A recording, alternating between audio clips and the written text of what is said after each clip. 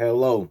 Today we'll be talking about phobias and fears, so let's get into it. First, we'll start with a classic, sleep paralysis. Now, for those who don't know, which I assume most people know, the best way to explain sleep paralysis is you go to sleep, but while you're falling asleep, something wrong happens in your brain. So your brain thinks you are sleeping, so you can't move, but you are conscious. You can move your eyes, but you can move your body because you are asleep. And because also your brain thinks you are sleeping, even though you are seeing the real world, you can dream, which happens for some really fucked up scenarios.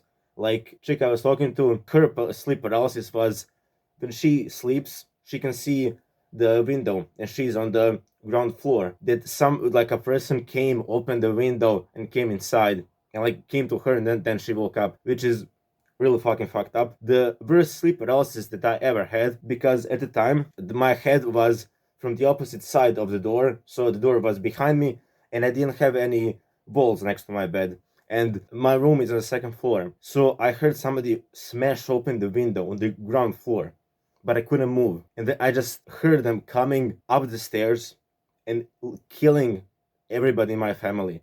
My mom, dad, little brother, because my room is at the end of the hall, and just like something like in fucking human just came from above my head and looked at me, and that's when I woke up, and it was fucking horrifying. If the sleep paralysis demon you have released on that kind, like mine was it's really fucked up. Like, I heard other stories from another chick. She said like, oh, she was sleeping, she turned her eyes, and on the window was like that scary doll at the time. This was a couple of years ago.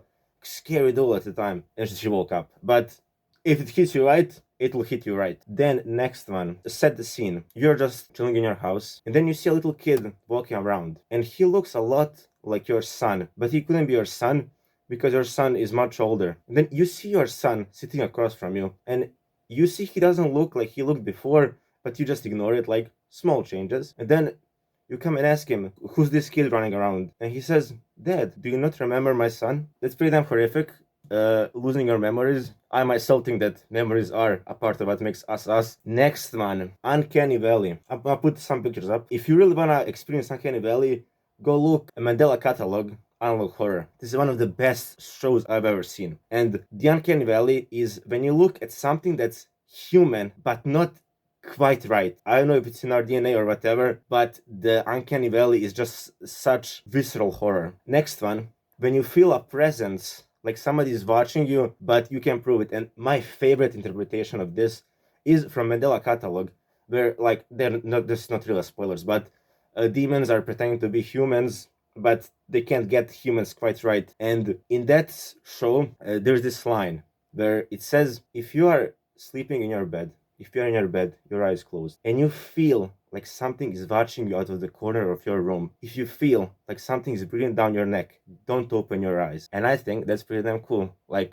I personally don't really have a fear of this, most of these things, but at the time when I first heard it, it was so fucking good. Then, next one is going mad. Now, I myself, until a few weeks ago, didn't really have a concrete template of what really makes somebody mad. Like, it's not just somebody who's like irregular and has different morals than somebody else. What I came up to define somebody who is mad is somebody who is like living in two worlds, that this is our world that we're all living in and that we know this is all real, and they are like living in a separate world where they think that that world is real. There is a combination between this and the other world. So like you can see it in some characters in fiction and stuff. That's where I got my definition.